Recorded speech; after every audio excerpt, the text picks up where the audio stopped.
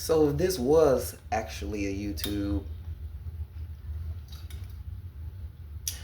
and I was actually doing a reading and this microphone was actually connected so you guys could actually hear me through this microphone, that would be cool. But um I kind of skimmed through the tarot cards this morning and I have 8 cards that came out of the deck as I shuffled through. And the first one was the Four of Swords. The Four of Swords is a card about rest, restoration, and contemplation. How can you take some time off to contemplate? This card is an indication that someone needs a rest or something needs a rest. Second card that came out was the Ten of Swords upside down. As you can see, there's a situation that can't get worse. You can only go up from it, and it's something that has an inevitable ending. So the first card indicates that there needs to be some type of rest. Contemplation means to pause something, to hold it off for a little bit, or just like not really deal with the situation at the moment. But since the second one came out, I'm gonna say that that situation needs to be left alone because it says that it has an inevitable ending. Eight of Cups, upside down, third card. Now, this situation that we're talking about that has an inevitable ending, it also speaks about an entity that's hopeless, no direction, drifting, afraid to commit. So leaving a situation alone that has an inevitable ending and that's hopeless, no direction, afraid to commit. There's a reason why the first and second card is telling you to rest, leave something alone, and because it's hopeless, there's no direction, drifting, afraid to commit. Come on, the fourth card, Six of Swords. And I wish I would have shuffled these cards on camera, but I wasn't thinking to do this because I'm not trying to become this YouTube tarot reader or, any kind of public tarot reader or whatever. It's just something that I do to get perspective. Anyways, off topic. The fourth card is the Six of Swords.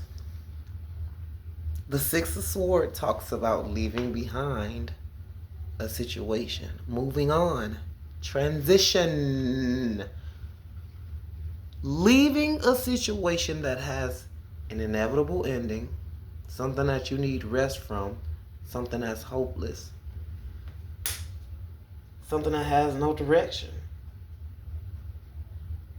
And this, if I'm guessing, if you take a break or just leave this hopeless situation alone, it's definitely only up from there. I mean, there's literally 4 cards in a row that's telling you to leave something alone.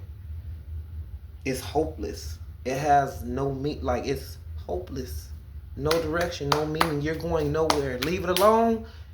You know where you're going.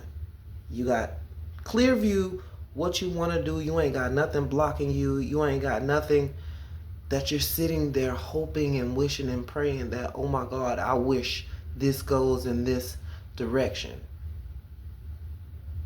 What direction? The situation has no direction. You're going nowhere. Leave it alone. The next card is the Hierophant card. This card is about spiritual guidance, teachings, education, and divine law. If you're leaving a situation, if this situation is directionless and it's supposed to end, and I'm thinking by now, if these cards are coming out, this is more than likely something that has been a thought in someone's mind. But that's because you're starting to understand yourself more spiritually, more seriously, in something that is essential to you as a being, period, on this earth. if you're not connected with your spiritual self, then I mean, everybody's not spiritual people.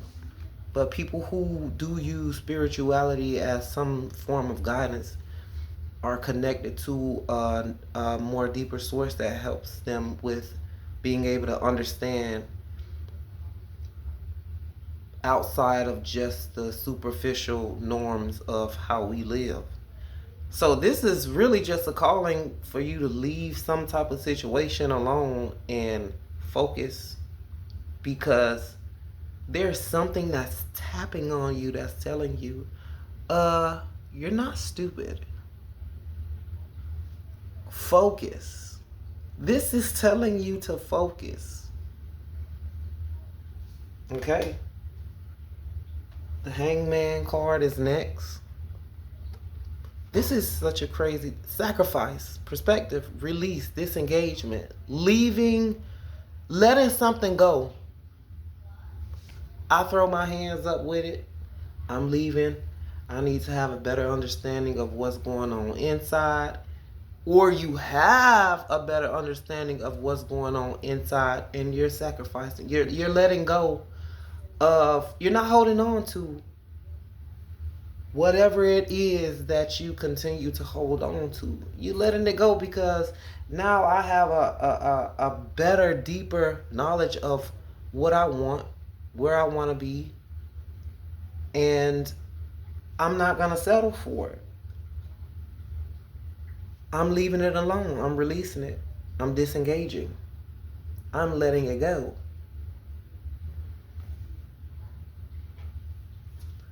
The Lover's card came out, and this kind of confused me because it's about relationships, choices, harmony, affection.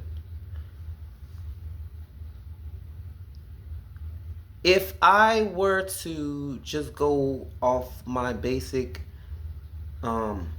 understanding of this reading, this is about letting go of either a relationship, or let go of trying to make some sort of relationship work, or let go of the chase of relationships for a while, because it's not, there's no direction in that field right now. You're not moving anywhere. It's got you stagnant. It's got you thinking too much. It's got you overthinking. It's got you overthinking and not moving. Your car is in drive and it ain't going nowhere, and your foot is on the gas. This is hold on for a while, because you need to focus. You let go of this. Release this, at least for a little while, because in the first card there's a key word that talks about contemplation.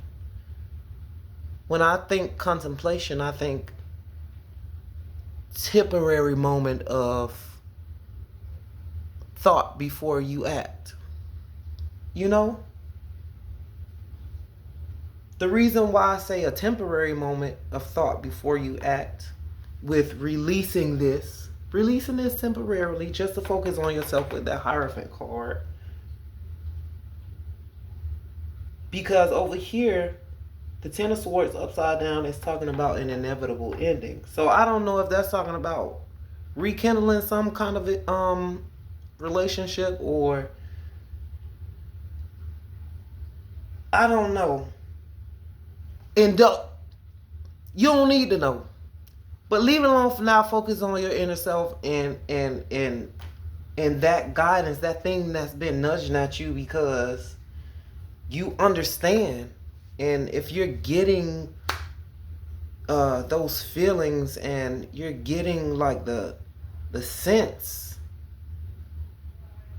you can't stop thinking about it. Page of Swords is the last card that came out. Curiosity, restlessness, mental energy. You're draining your energy, you can't sleep. You can't rest well because you're so focused on some type of relationship or some type of maybe life partnership or some type of, or there's a situation about a relationship or some type of choices that's been made within a relationship and you can't get mental clarity. Curiosity, you want to know something, but there's an answer that's not coming to fruition for you with about this situation that you need to leave alone because there's no direction in it anyways. I believe whether you got an answer or not is not going to be sufficient enough to help you understand or to give some type of closure because you can't stop thinking about it. It has an inevitable ending. It's gonna end. Answer or not. Clarity or not. Clarity is not gonna be clarity in this situation.